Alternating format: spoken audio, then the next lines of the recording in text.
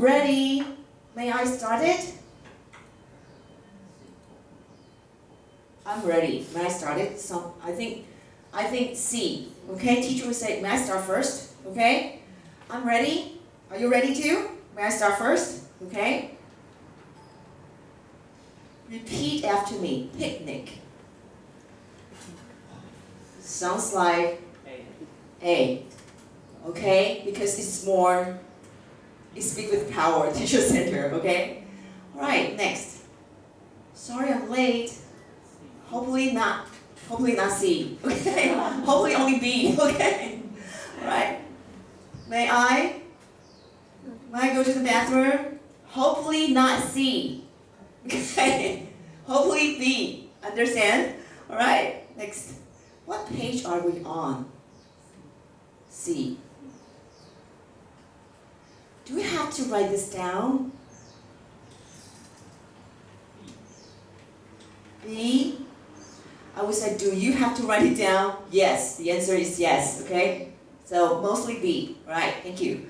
Alright, so today's focus will be on procedural language. When you're doing the instruction, you need some procedural language. First, then, finally, and we need some functional language to facilitate learning. Sorry, you're far to the right. You need to move back to the center, okay? Functional. Make sure that your students are learning, okay?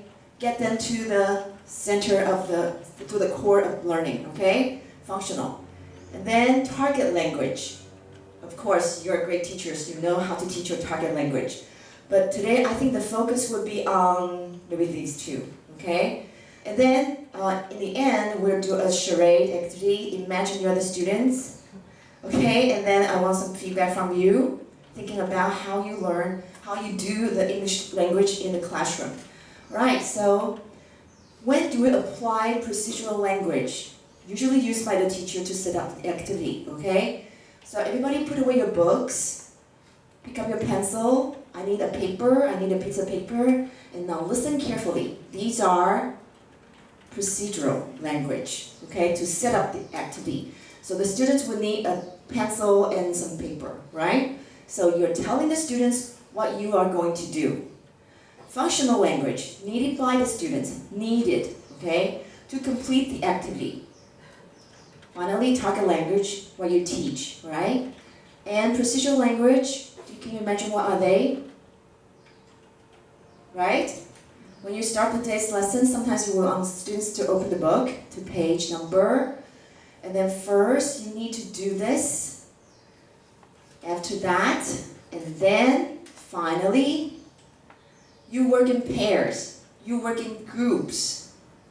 Everybody, you need to take part. You cannot sit there and do nothing, right? Procedural. You have 10 minutes, okay? Extra points will be rewarded for using only English. Sorry, I usually not say this, okay? Because in the classroom, even though I use a lot of English, I think allowing students to use first language sometimes will be more comforting, right? They will they will be more comfortable. But yes, I would say, like Christine, if my students answer me in complete English sentence, 3 points. Just phrase, 2 points. In Chinese, 1 point. Everybody gets the points, but that's the difference. So I'm doing something like Christine, okay? And when you hear the bell ring, switch partners, okay? Functional language would be like, what does bingo mean? How do you say this in English? How do you spell dinosaur? Can you repeat the rules again, please? Speak more slowly, please. Can you help me, please? I finished this. What should I do next? What do we have to do now? Alright, so today I was planning to have you work on groups, but I think I'm going to tell you this in 30 minutes because I kind of like, I was not planning this workshop, okay? I told Jenny that I need to do 2 presentations. I need to present the homework to the, to the office who told us to do this, because the workshop was held for all the teachers around Taiwan. So every city we have one representative. So the thing is, are you thinking about greeting your students every time they come in? I like Christine's idea. She said she would like some changes. Every day you come in, you say the same thing and students feel bored, right? So how do you greet your students, okay? How do you get your students' attention? Okay, do you use a bell or something? Do you say something? Do you clap your hands? How do you ask your students to ask for permissions in your classroom? Okay, be polite. And how do you ask your students to ask for clarification? And when you do peer work, group work, do you use procedural language instruction that is in English so they can follow you whenever they get into groups? If you use it often enough, they know what to do, just like Christine did, okay? Playing a game, usually I don't play games, I use activities. So I'm not a game player, I'm very bad at this, okay? Giving feedbacks. Students want to get feedbacks from you all the time, and nice feedbacks. But what about bad feedbacks, okay? You are going to wrap it up in, in sugar, so that they will not be disappointed or discouraged by you. So how do you give feedback? That's very important. How do you say goodbye to your students so they are anticipating to see you again next time? Okay? So when you say goodbye, for my colleague, she always asks them to stand up in groups and they have a password before they leave the classroom. And Christine just said she would start from where she ended last time. So I think that's about the same idea. So my colleague is like, you finish teaching today, the wrap-up activity is everybody needs to tell me something that you learned in the classroom. I really like her idea, okay? So everybody has to think really hard before they can really pick up things and go.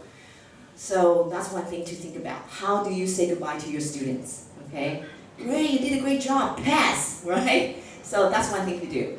All right, so today actually I was thinking about asking you to give me the ideas, which it doesn't seem that I have time, so I prepared worksheets like every group you need to give me the ideas of what you say to your students in different grades. But I don't think we have time to do this. We just go through, okay? So, greetings. Could you tell me what did you say? What do you say every day to your students? Good morning. Good morning, class. How are you today? How are you today? Are you having a great time today? Okay, not yet. Until I meet you. Until I meet you, okay? All right, hi. Hello. How are you today? Bingo. I don't have prize for you. Best student. Okay? All right. How are you doing? Okay? This, I think it's in the standardized test. 学历测验有出吗? How are you doing? Oh, I know. 全民英检. And my colleague, she had the GPT test listening part. And there's a sentence like this. She said our students failed because no one said this to them. How are you doing? They didn't hear this often enough, so they failed. So that's very interesting. Okay, she's the 6th grader teacher, and she got the GPT listening part, and then she played it to the students. And she found out the result. It's very interesting. So, what does that mean? If you don't expose your students to the language, do they know the language? No way. It's too hard for them. It's not their daily life language. So if you don't say this often enough, they have no idea what you're talking about, even though it looks so familiar.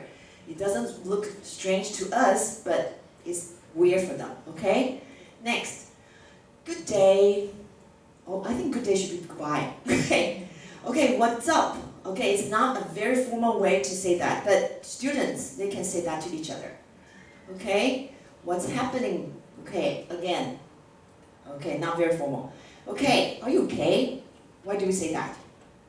When the students come in, they have a stomachache, they don't look well, and you say, are you okay? Right. And we usually, anything wrong? Do you want to tell me? Okay, do you feel sick or something? Okay. What's the matter? You're crying. What's the matter? Okay? So, when you greet students, they're not always nice and, they don't feel well all the time. Sometimes they come in sad. They come in, in a bad mood. You have to greet them with special, intention you give them, okay? You want to ask them something that hit their heart and they will love you, okay? That's what the good teachers do. Okay, so the greeting is very important. When you see the students, you make connections. You make connections with individual students. So that's how you do.